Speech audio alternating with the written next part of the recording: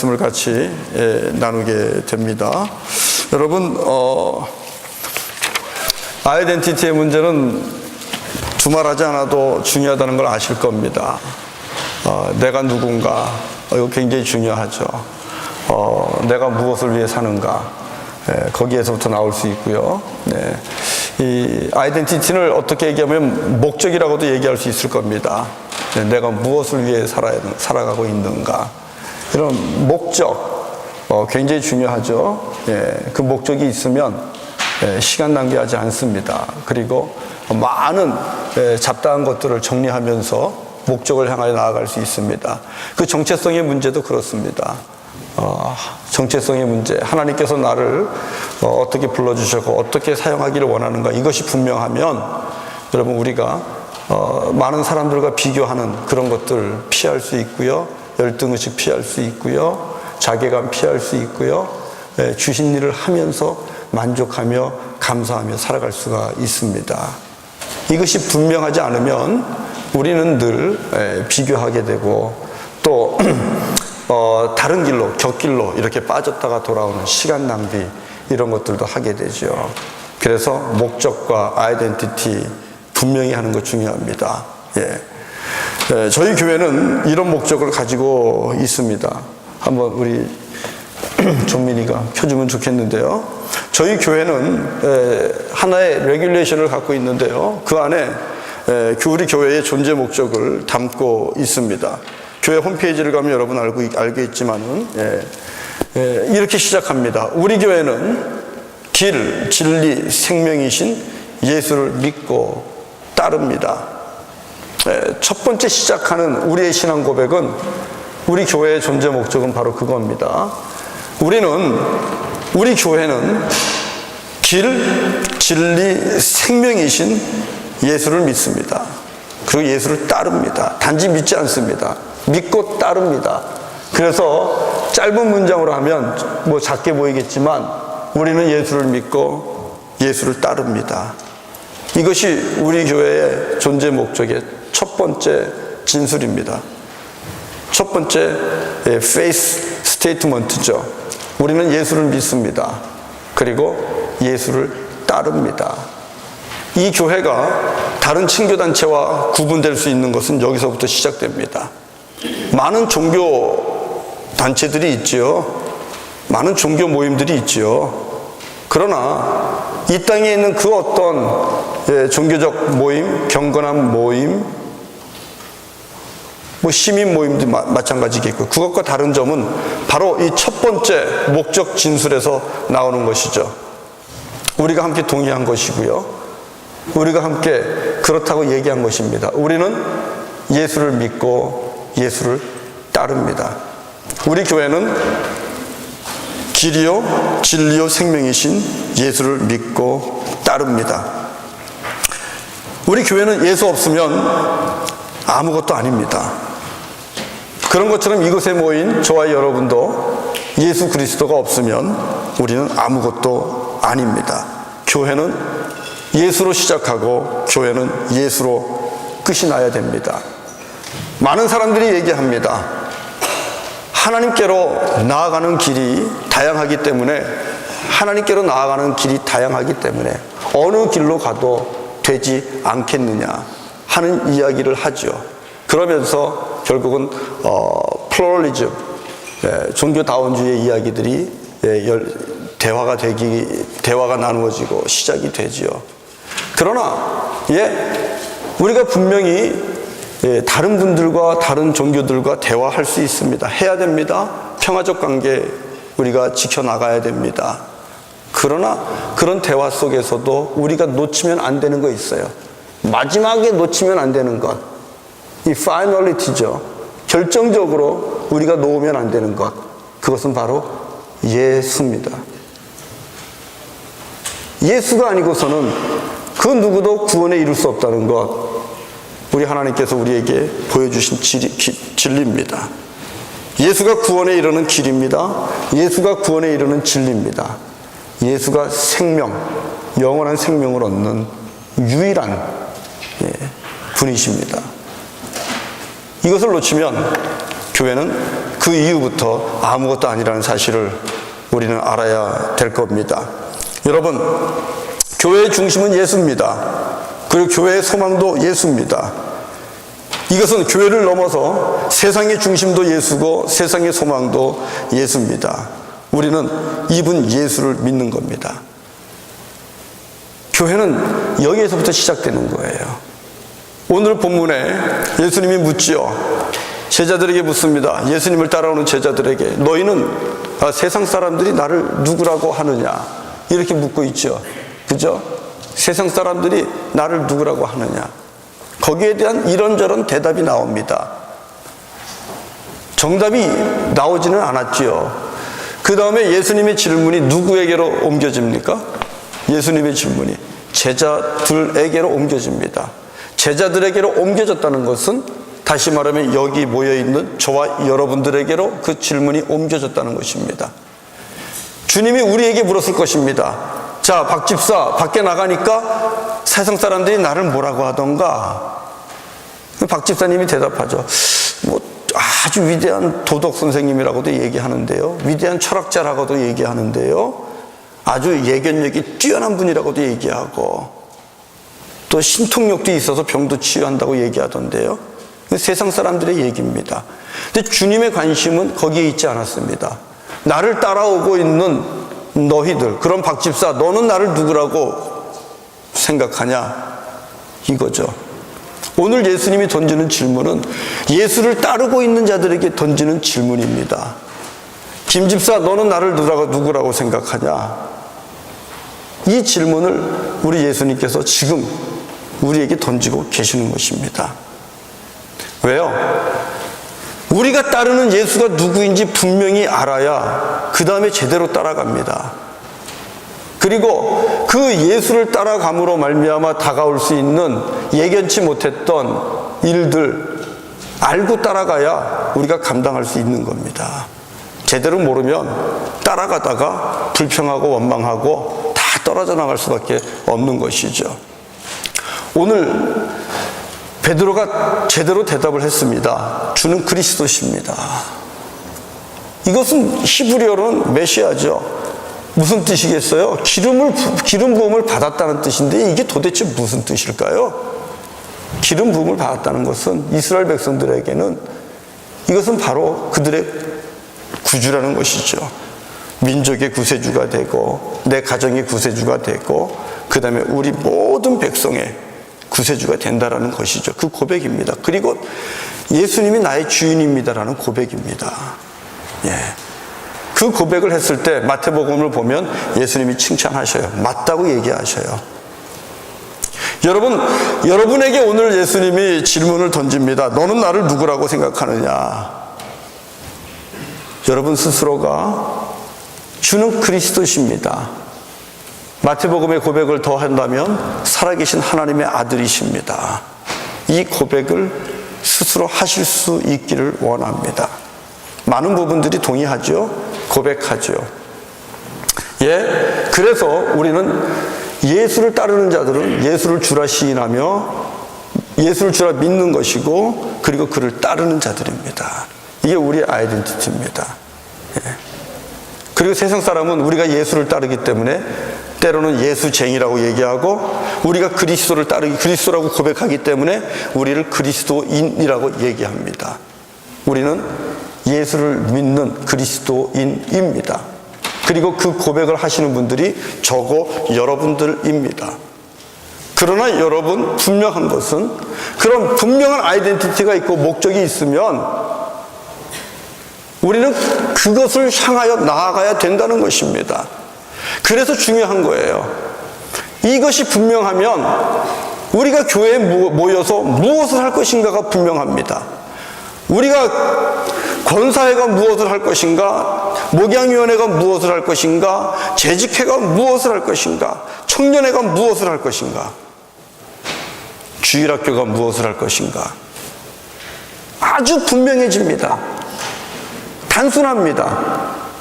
오직 예수를 믿고 예수를 따르는 그 일을 하는 것이 우리의 모임이라는 사실이죠.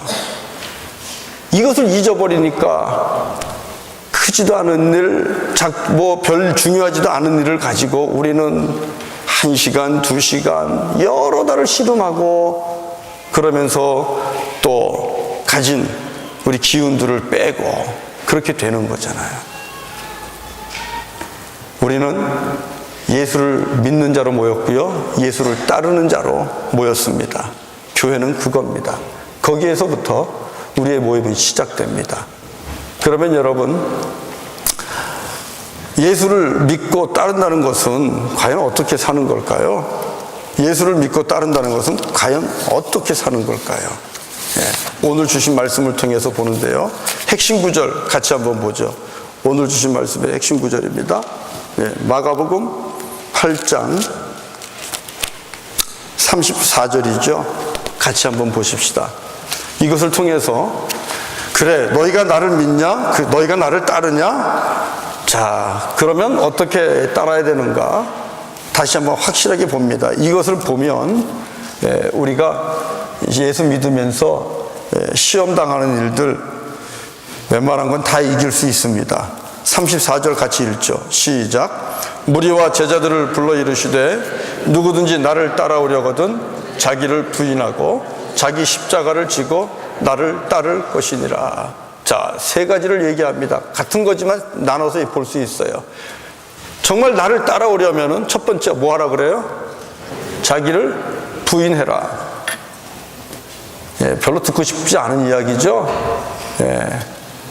자기를 인정하고 자기가 존중받아야 되고 자기가 세상에서 그래도 이름도 나야 되고 그렇잖아요. 자기가 세상의 중심이길 원하는 사람에게 자기를 부인하라. 무슨 뜻일까요? 자기 부인의 의미는 지금까지는 내가 주인입니다. 내 인생의 주인입니다. 내 삶의 주인입니다. 그런데 아니라는 거예요. 주는 그리스도십니다. 살아계신 하나님의 아들이십니다. 나는 길이요 진리요 생명인 예수를 믿습니다라는 고백을 하는 순간 이제는 그것은 내가 주인이 아니라는 것입니다. 예수가 내 삶의 주인이라는 것입니다. 그러니 주님의 말씀에 따라 순종하며 살아가게 된다는 사실입니다. 이게 자기 부인이에요. 여러분, 내가 주인이 아니고 예수가 주인이 되면 불편한 겁니다. 그래서 자기 부인은 여러분 굉장히 불편한 겁니다. 불편함을 감수하셔야 돼요. 왜요? 우리 안에 있는, 내 안에 있는 이 정말 본성은요, 어때요? 끝없이 만족할 줄 모르잖아요. 우리의 육체적인 이 욕구와 욕망은요, 더 큰 거 원합니다. 점점 더 큰 거, 더 좋은 거, 그렇죠? 더 유명한 거, 더 비싼 거, 더 높이 우린 이겁니다. 만족하지 못해요. 이게 우리가 갖고 있는 한계입니다. 내가 주인일 때는 그렇기 때문에 여러분 그렇게 하는 거예요. 끝없이 높은 것, 큰 것, 좋은 것, 새로운 것, 이런 것들을 찾아다니는 거죠. 근데 주님이 주인이 되면요, 아니라고 얘기하거든요. 예수께서 나의 주인이 되면 그분은 우리에게 사랑을 얘기합니다.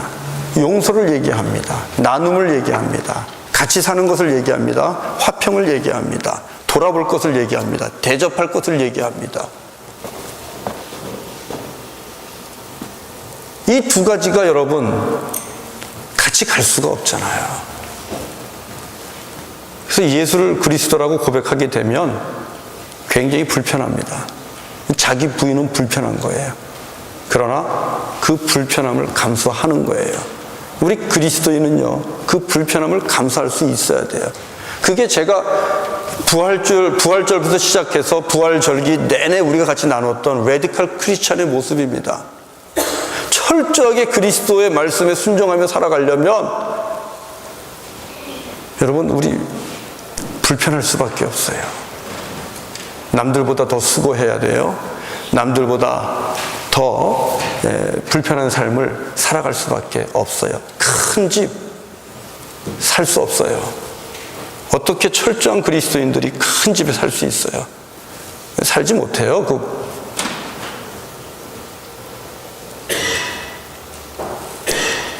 하나님이 주신 은혜 가운데서 내가 할 수 있는 만큼만 하는 거예요. 그리고 나머지는 다 이웃들과 함께 나눠야 되는 것들이죠. 주님을 위해 써야 되는 것들이죠. 살아가면서 우리가 좋은 거 누리고 싶고 그런 거 있지요. 그러나 예수가 그리스도입니다, 내가 예수를 믿고 예수를 따릅니다 했을 때에는 그 좋은 것을 누리는 것을 포기하는 겁니다.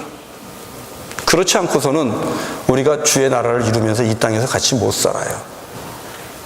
자기 부인, 이것이 우리는 예수를 믿습니다, 나는 예수를 따릅니다라고 고백하는 우리 신앙 공동체의 첫 번째 모습이에요. 자기 부인, 불편함을 감수해야 돼요.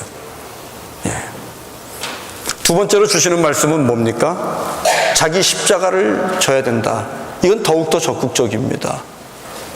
감당하기 힘든 정말 요구를 주님께서 우리에게 하고 계시는 거예요. 자기 십자가를 져야 된다. 여러분, 십자가가 무엇입니까? 십자가가 무엇입니까? 지금 여러분 십자가 목걸이 이렇게 하고 계신 분들 있지만 막 샤이니하고 반짝반짝하고 아주 이쁜 액세서리지만 십자가가 그렇게 이쁜 액세서리겠어요? 아니잖아요. 십자가는 여러분 사용도구입니다. 사용도구예요. 여러분 단두대 같은 걸 여기 목에다 걸고 다닐 수 있겠어요? 그거 못하잖아요. 전기로 사형을 집행하는 그런 의자를 목걸이로 만들고 다니실 수 있겠어요? 사실 십자가는 그와 같은 거거든요. 십자가는 무시무시한 겁니다. 근데 그것을 져야 된다는 거예요. 그 십자가를 주님이 이렇게 설명을 했어요. 오늘 본문 안에 다 설명되어 있습니다. 자, 31절을 같이 읽어봅시다. 십자가가 무엇인가? 31절에 나와 있어요. 31절. 같이 찾아서 읽겠습니다. 시작. 인자가 많은 고난을 받고 장로들과 대제사장들과 서기관들에게 버림받아 죽임을 당하고 사흘 만에 살아나야 할 것을 비로소 그들에게 가르치시되. 여러분, 십자가가 이겁니다. 십자가가 뭐냐? 첫 번째 뭐가 나와요? 고난을 받고 suffering입니다. 고통입니다. 십자가는 고통입니다. 아픔입니다. 예수를 믿고 예수를 따르는데 이 suffering이 따라온다는 거예요. 그 다음 두 번째는 뭐예요? 버림받되고, 버림받된다는 게 리젝트 당하는 거예요. 사람들로부터 거절당하는 거예요. 그룹에서 거절당할 수 있고요. 세상에서 거절당할 수 있고요. 여러분, 거절당하는 기분 굉장히 더럽잖아요. 아주 안 좋잖아요. 정말 안 좋잖아요. 그런데 거절당한다는 거예요. 이 십자가입니다. 주의 일을 하다 보면 거절당하는 이런 일들도 경험한다는 거예요. 사람들로부터 거절당할 수 있어요. 그 마지막에 뭐예요? 그 다음에 죽임을 당하고 세상에서 떨어져 나가는 것이죠. 완전히 끊어져 나가는 것이죠. 죽임을 당하고. 이 십자가입니다. 그런데 예수를 믿고 예수를 따르면 여기까지 갈 수 있어야 된다는 거예요. 여러분, 우리 이걸 보고 지금 가는 겁니다. 얼마나 어렵습니까? 그러나 예수 믿는 게 이거다라고 생각했을 때에, 이거다라고 우리가 동의했을 때에, 이거다라고 우리가 믿고 나아간다면 조금 우리 살면서 고통이 있는 것, 예수 믿기 때문에 장사 좀 덜 되는 것, 우리 예수 믿기 때문에 내가 조금 손해보는 것, 점점점 감당하게 되죠. 원래 그 길을 가게 돼 있는 거니까. 그죠? 또 사람들하고 관계 속에서도 그렇고, 세상에서 조금 우리가 거부당하는 것도 감당할 수 있어요. 결국은, 주님의 십자가 위에서 함께 나는 죽고 예수만 사는 이런 삶도 우리가 감당하게 되는 것이죠. 우리 예수님은 그렇게 십자가도 져야 된다고 얘기합니다. 적극적인 헌신을 의미합니다. 그러면서 마지막에 뭐라 그랬어요? 나를 따를 것이니라, 이렇게 말씀하고 있죠. 나를 따를 것이니라. 나를 따른다는 것은 어떻게 사는 것을 말씀하는 걸까요? 저는 이 말씀을 그 다음 말씀에서 또 찾았어요. 자, 35절 읽어봅시다. 나를 따를 것이다는 어떻게 사는 걸까? 35절 같이 읽어봅시다. 시작. 누구든지 자기 목숨을 구원하고자 하면 잃을 것이요, 누구든지 나와 복음을 위하여 자기 목숨을 잃으면 구원하리라. 나를 따른다는 것은 여기서 35절 말씀을 통해서 우리가 추론해 보면 나와 복음을 위하여 사는 것입니다. 예수와 예수 그리스도 안에서 하나님께서 계시해 주신 그 복음. 복음이 뭐예요? 복음은 바로 누구든지 예수 믿으면 멸망치 않고 구원에 이를 것이라는 예수 그리스도를 통해서 주시는 하나님의 구원의 소식입니다. 이게 복음입니다. 십자가의 복음입니다. 예수 그리스도의 보혈의 복음입니다. 이거 위하여 살면 바로 그것이 예수를 따르는 것이다. 그러면서 우리 주님께서는 목숨까지도 한번 아끼지 말고 목숨을 투자할 만한 것이라고 얘기하는 거예요. 목숨 중요한 거다 얘기하고 있죠. 목숨 중요한 거다. 아무리 세상을 얻고도 그거 잃어버리면 무엇이 유익하겠느냐. 예수님 목숨 중요한 거 아십니다.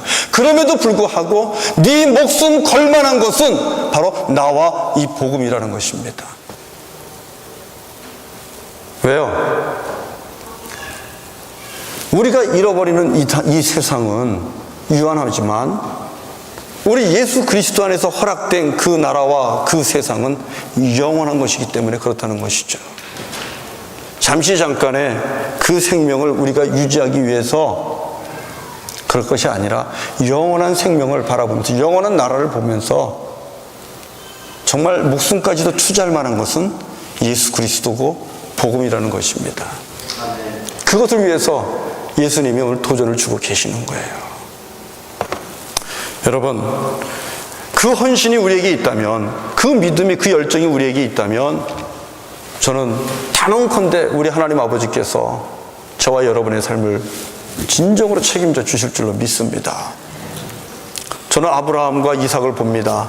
아브라함, 하나님 앞에 정말 있을 수 없는 테스트를 받아요. 아브라함아, 네 아들 이삭을 한번 내게 바쳐봐. 와, 말도 안 되는 그런 요청을 하신 거죠. 어떻게 아들을, 그것도 주었다가 또 뺏어갑니까? 예? 그런데 아브라함이 그냥 그래요 하면서 자기 아들을 제단에 바칩니다. 하나님께서 어떻게 하십니까? 그 모든 이 신뢰, 하나님을 신뢰하고 그분 앞에 나오는 믿음을 보고요, 아브라함에게 찾아오시잖아요. 그리고 귀한 준비된 것들을 공급해 주시는데 놀라운 건 이삭의 삶을 보면 얼마나 이삭이 복을 받는지 몰라요. 이삭은 하는 일마다 되는 거예요. 땅을 파는 데마다 우물이 나오는 거예요. 광야에서 여러분 땅 파는 데마다 우물 나올 수 있겠어요? 그랬다면 이삭의 우물을 왜 뺏어가겠어요? 파는 데마다 나오면 안 뺏어가죠. 귀한 거거든요. 근데 우리 이삭은 땅을 파면 물이 나오는 거예요. 광야에서, 사막에서요. 저는 이런 이 이삭의 형통함이 어디에서 왔겠느냐?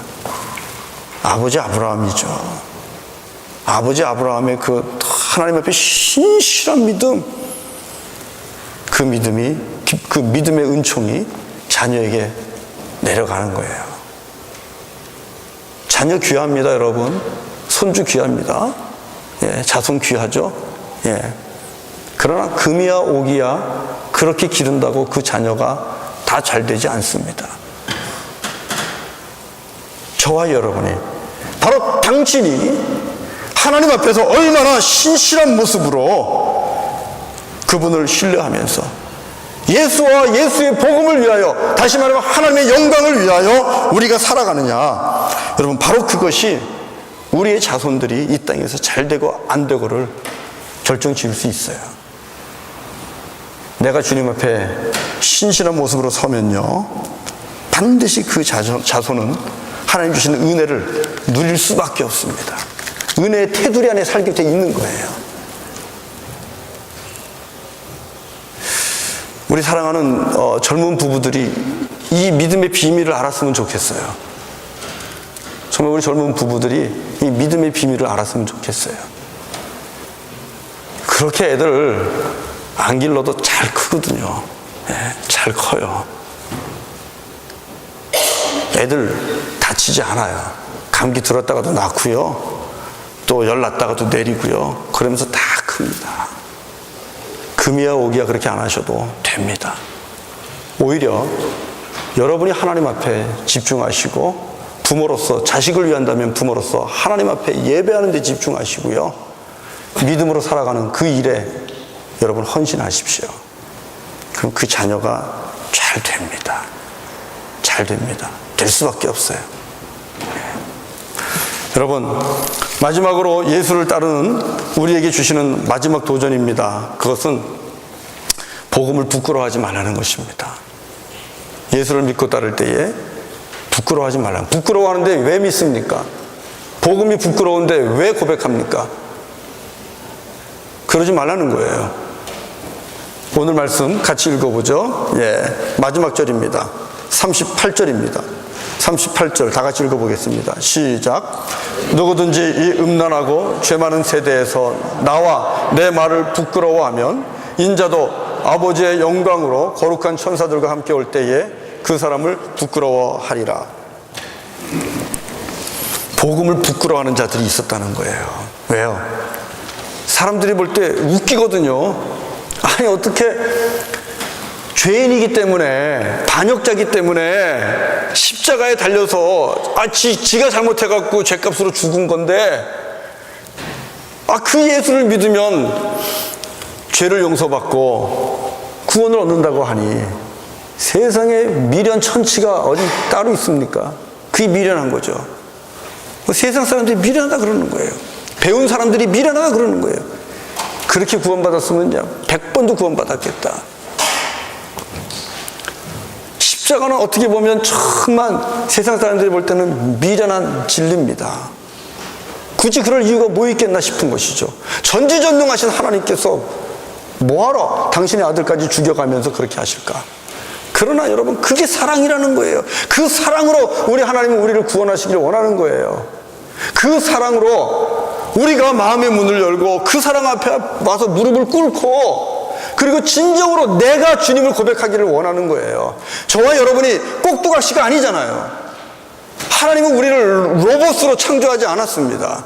하나님은 우리를 꼭두각시로 창조하지 않으셨습니다. 우리를 사랑하시기 때문에 우리에게 각자에게 자기의 의지를 주셨어요. 그 의지를 가지고 반응하게 하셨고 결정하게 하셨단 말이에요.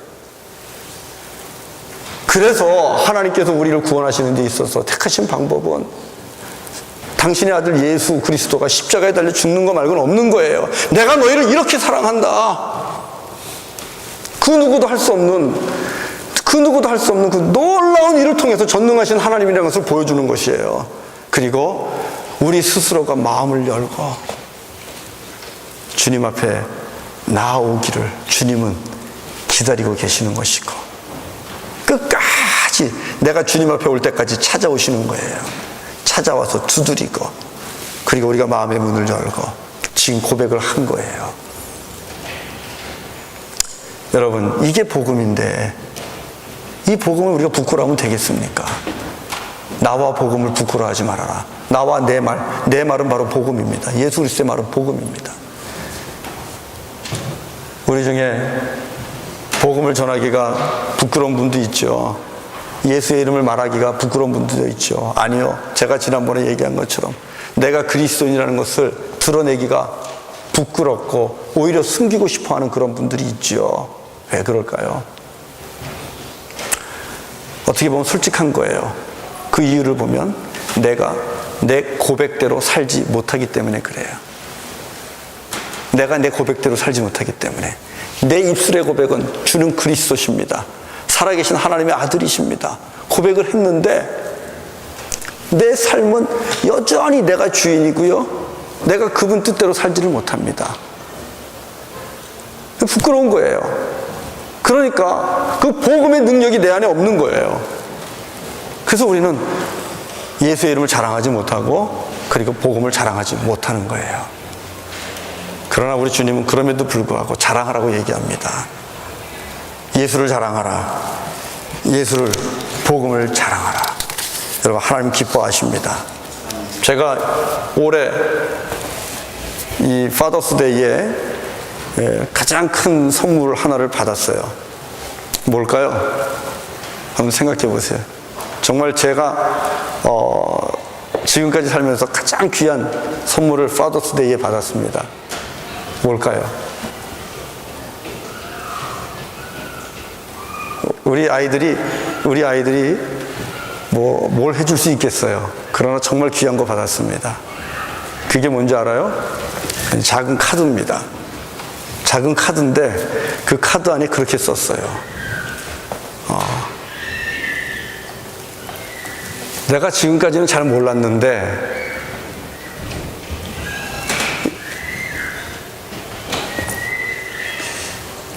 요즘 와서 아버지가 하는 일을 보니까 아버지가 정말 자랑스러워요. 아이의 고백입니다. 예. 자기가 잘 몰랐는데 예, 최근에 우리가 이 사역하면서 또 함께 지내는 이 모든 것을 볼 때에 아버지 하는 일이 정말 자랑스러워요. 얼마나 가슴이 뿌듯했는지 몰라요. 너무 이쁜 거예요. 이쑤시개 하나 거기다 꽂지도 않았는데, 그래도 뭐 볼펜이라도 하나 껴서 주면 더 좋을 수 있었겠죠. 그러나 딸이 아버지를 인정한다는 것, 그리고 아버지를 자랑스러워한다는 것, 아버지 입장에서는 이보다 더 좋은 것이 없죠. 경제적으로 보면 아이에게 뭘 제가 해줄 수 있겠습니까? 그죠? 애뉴얼 인컴으로 비교해보면 형편없죠. 그러나 그게 아니라는 겁니다. 우리 하나님 아버지는 어떠실까요? 나를 위해 아들 예수까지 주시면서 나를 사랑해 주셨고, 그리고 자녀 삼으시고 또 일꾼 삼으시고 오늘도 주님의 일을 함께 할 수 있도록 불러주시고 때마다 은혜를 부어주시면서 우리와 함께 더불어 함께 사시는 전능하신 하나님 아버지, 그분의 일을 우리가 부끄러워한다면 우리 하나님 마음 아플 거예요. 그러나 그분을 자랑한다면 우리가 황소를 드리는 것보다, 우리가 억만금을 드리는 것보다 하나님도 기뻐하실 줄로 믿습니다. 예수를 믿고 우리는 예수를 따릅니다. 그러면 주님이 주인입니다. 불편해도 나 자신을 좀 부인할 줄 알아야 돼요. 언제까지 편한 것만 찾아 살 수 없습니다. 그 다음 적극적으로 십자가 지셔야 돼요. 예수 믿다 보면 아픈 일 생길 수 있고요, 정말 어려운 일 생길 수 있고, 자기 희생해야 됩니다. 헌신해야 됩니다. 그거 가야 되는 과정이에요. 그리고 죽기까지 충성하셔야 됩니다. 복음을 자랑하십시오. 예수를 자랑하십시오. 힘드시죠? 그러나 말씀 마칩니다. 고백이 있고 그 고백을 이루어가는 과정이 있습니다. 고백했다고 해서 내가 그 고백한 대로 바로 되는 것은 아닙니다. 어렵습니다. 베드로도 그랬어요. 오늘 본문에 보면 베드로가 주님은 그리스도십니다 하고 단호하게 확실하게 고백했죠. 그런데 주님께서 그런데 십자가를 지고 따라야 돼, 그렇게 했을 때 베드로가 어떻게 했죠? 무슨 소리입니까? 안 되는 일이라는 거예요. 그래서 예수님 앞에 말도 안 되는 소리 하지 말라고, 주님이 하셔야 될 일을 가로막는 겁니다. 하나님의 일을 가로막는 것입니다. 거기에 대해서 예수님 뭐라 그랬어요? 사탄아 물러가라. 상처 엄청 받았을 것 같아요. 그죠? 사탄아 물러가라. 얼마나 큰 상처를 받았겠어요. 그러나 예수님 거기 주저하지 않았습니다. 네가 지금 사람의 생각을 하고 있다. 하나님의 일이 아니라 사람의 일을 하고 있다. 그러면서 베드로를 야단치셨어요. 무엇이에요? 고백이 있습니다. 그리고 고백은 했지만 그 고백을 이루는 삶, 그것은 또 과정이 필요합니다. 우리도 고백했습니다. 우리는 예수를 믿습니다. 예수를 따릅니다. 그러나 여전히 나 부인하기 쉽지 않습니다. 하나님, 이번에는 좀 더 큰 것을 얻기를 원합니다. 좀 더 좋은 차를 타기를 원합니다. 좀 더 멋있는 옷을 입기를 원합니다. 이게 끝없이 우리 안에 나오는 거고, 우리가 말릴 재주가 없어요. 여전히 자기 부인 못하면서 삽니다. 자기 자랑하면서 삽니다. 십자가 못 집니다. 힘듭니다. 때로는 복음 전하는 거 부끄럽습니다. 그러나 그렇다고 해서 여러분의 고백이 헛된 것은 아닙니다. 고백을 몸으로 드러낼 수 있도록 그렇게 헌신하면서 살아가십시오. 그것을 여러분의 목적으로 두십시오. 비전으로 두십시오. 그러면서 마지막 때에는 마침내 주는 그리스도십니다. 한 입술로 한 고백이 여러분의 삶으로 고백될 수 있기를 원합니다. 여러분의 몸으로 고백될 수 있기를 원합니다. 그게 바로 우리는 예수를 믿습니다. 그 예수를 따릅니다. 이 고백을 이루어가는 하나님의 공동체입니다. 큰 축복이 우리 교회 안에 넘치기를 주의 이름으로 간절히 축원합니다. 우리가